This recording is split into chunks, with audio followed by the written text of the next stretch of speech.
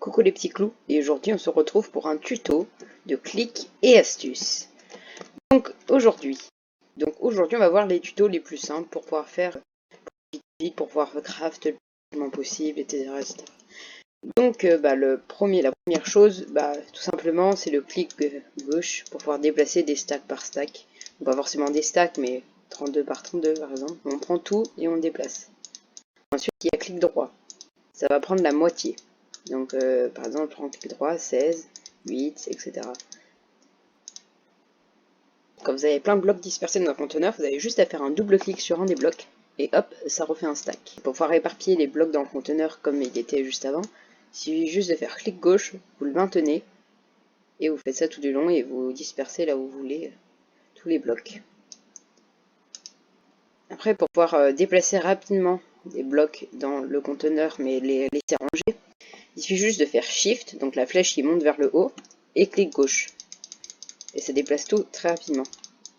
On continue comme ça. Quand vous avez les mêmes blocs de partout dans votre inventaire, enfin pas forcément de partout, et que vous voulez tous déplacer tous les blocs comme ça dans le conteneur, il suffit juste d'en prendre un stack, ou une série de blocs. Vous mettez sur un autre stack, vous faites Shift et vous double-cliquez. Et ça met tout d'un coup. Donc, toutes les astuces marchent vraiment dans tous les conteneurs. Vous pouvez faire vraiment de partout.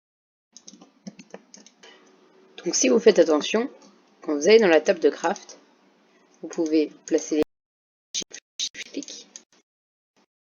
Ça marche très bien. Mais quand vous êtes dans votre inventaire, vous pouvez pas déplacer les blocs avec shift click, ça ne marche pas du tout. Mais quand ils sont là, vous pouvez, ça marche très bien. Et pareil, à l'endroit où vous pouvez récupérer les blocs, et c'est assez pratique. Quand vous avez des choses dans un coffre, dans un conteneur, si vous faites CTRL et votre touche pour drop les items, ça les drop immédiatement sur le côté. Ou sinon vous faites comme tout le monde et vous mettez sur le côté comme ça. Vous avez les touches numériques.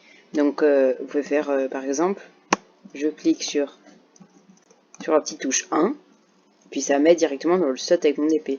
Je vais sur la touche 7 et c'est là où il y a mon pain. Et par exemple, en PVP, je suis en train de PVP, machin, je touche sur la touche 7, vite je mange, et hop, direct je retourne sur la touche 1. Et comme ça je continue à PVP. J'ai pas besoin d'aller sur le curseur et des fois de me louper, elle est un slot trop loin. On vous stick devant un conteneur ou un truc qui souffle quand on fait clic droit dessus, et vous pouvez poser un bloc devant sans l'ouvrir. C'est la petite technique. Quand vous êtes en créatif, il suffit juste de faire le clic molette pour récupérer le bloc que vous regardez. Donc ça vous le donne. Et quand vous l'avez déjà dans la main, par exemple là je suis ici, hop, ça vous met directement dessus. Du coup c'est assez pratique pour build. Pour pouvoir poser un bloc juste devant le conteneur, mais que vous êtes en l'air en créatif, il suffit juste de faire sneak et espace en même temps, donc sneak et saut, et hop, ça vous met en l'air et vous pouvez poser des blocs devant le conteneur tranquillement, sans que ça l'ouvre comme ça. Quand vous êtes en créatif, il suffit juste de faire shift devant la poubelle et clic, et hop, ça enlève tout ce qu'il y a dans votre inventaire. Et c'est assez pratique quand vous voulez vous vider rapidement. Donc maintenant, on va passer au raccourci F3. Donc F3, de base, ça affiche vos coordonnées, plein d'infos sur le jeu. Donc là, on voit pas beaucoup parce que je suis avec Bataillon et j'ai plein de blocs qui m'affichent déjà tout ça. Et tous les trucs les plus importants, par exemple les coordonnées, les FPS, les CPS, les blocs que je regarde, etc. etc. Donc F3B, ça va vous marquer quand vous êtes en F5, vous voyez votre bol de collection. Et ça le fait aussi pour les mobs. Et quand vous le refaites, hop, ça vous la réaffiche. Ensuite, vous avez aussi F3F. Donc ça va changer votre distance d'affichage. La distance d'affichage est juste ici. Donc il y a F3G qui sert à afficher les claims. Donc les claims, c'est comme ça que Minecraft est codé. C'est des petits carrés de 16 x 16 blocs qui montent très haut.